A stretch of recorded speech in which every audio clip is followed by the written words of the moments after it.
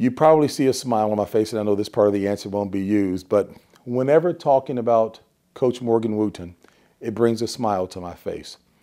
He absolutely one of the most significant influences in my life, and mostly because he walked the talk.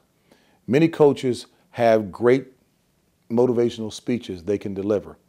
Many will have wonderful cliches meant to inspire in a given instant, if you will, or a given moment during a sporting competition.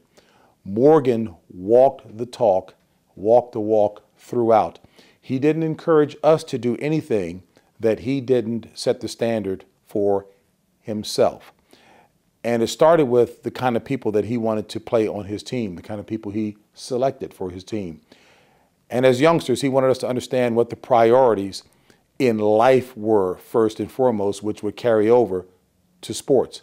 He said God was first, family second, school was third, then basketball. He wanted us to understand the importance of prioritizing properly. And if we had those priorities in place, everything else would fall into place. I must say also, where there is the typical notion of a coach who can inspire a team, usually it's of a coach who's going absolutely berserk, engaging in profanity-laced tirades to try to exhort his team or her team to victory. Morgan never did that. Not once did I ever hear him use profanity in inspiring us. He understood how to motivate by understanding what it took to, what a hot button was, if you will, for each individual. We were playing a team, Long Island Lutheran in New York. Great basketball team. We were down by 22 points at halftime. Into the third quarter, we were still down by about 16 points. High school basketball, only 8-minute quarters. In that fourth quarter, we gave it everything we had. We hustled, we dove on the floor for loose balls. We left everything on the court in the sports vernacular. And there was a timeout called with about 30 seconds remaining in the game, and we were down by 6 points. And we came over to the bench, tired, spent, sat down and looked at Coach. He came to each one of us and looked us in the eye, and he was excited. He said, fellas, we got this team right where we want them. We think, wait a minute, we're down by 6. They got the basketball. What do you mean? And he went on to explain in very confident terms.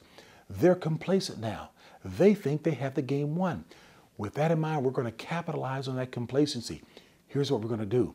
We're going to set up a full-court press. JB, you're going to be at half court.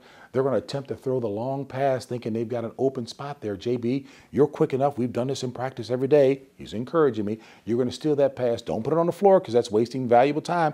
Catch the ball, pass it down to Zachary, who's going to be going in for a layup. That will take exactly 3 seconds. Now we've got 27 seconds left, and they're going to start to get a little panicky. But now they're going to try to be very conservative. They're going to try to throw a short pass inbounds. Aubrey, you're going to act like you're running back down the court. You're not paying attention. Turn around, steal the ball, lay it back up. We're down by 2. That would have taken another 2 seconds off the clock. Now we've got plenty of time. They're really panicking, and the game is ours. And that's precisely what we did, and we won the basketball game. But that's the way he led by example. No profanity, no tirades. He really maximized what he knew were the strengths that each of the players had on his team and how to manage as well. And he always believed that trying to encourage somebody negatively wasn't the best way to go about doing it at all. And the example that he showed certainly paid dividends because he is in the Basketball Hall of Fame.